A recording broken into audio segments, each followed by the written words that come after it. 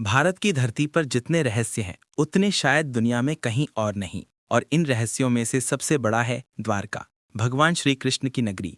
कहते हैं कि ये नगरी समुद्र के नीचे दबी हुई है, लेकिन इसके किस्से आज भी हमारे धर्म ग्रंथों और इतिहास की किताबों में जिंदा हैं। द्वारका गुजरात राज्य में स्थित है और हिंदू धर्म के 4 धामों में से एक है। धार्मिक मान्यता के अनुसार जब मथुरा में बार बार युद्ध होने लगे और श्री कृष्ण को लगा कि वहां रहना सुरक्षित नहीं है, तो उन्होंने समुद्र के किनारे एक नई नगरी बसाई जिसका नाम था द्वारका। इसका अर्थ है द्वारों वाला शहर, और कहते हैं कि इस नगरी में अनेक भव्य महल, सड़कें और बाजार थे। पुराणों और महाभारत के अनुसार द्वारका इतनी सुंदर और अद्भुत थी कि इसे सोने की नगरी कहा जाता था। यहाँ के महल समुद्र के किनारे बने थे और उनके शिखर आसमान को चूमते थे। कहा जाता है कि भगवान कृष्ण स्वयं यहाँ 16,000 रानियों और परिवार के साथ रहते थे।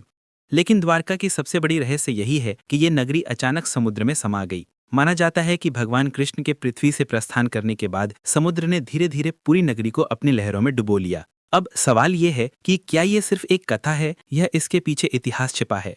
आधुनिक पुरातत्व हमें चौंकाने वाले सबूत देता है। 1980 के दशक में समुद्री पुरातत्वविदों ने गुजरात के समुद्री तट पर गोताखोरी की और समुद्र की गहराइयों में दीवारों, स्तंभों और बस्तियों के अवशेष पाए। यहाँ पत्थरों की दीवारें, सीढ़ियां और जटिल संरचनाएं मिली जो हजारों साल पुरानी लगती हैं।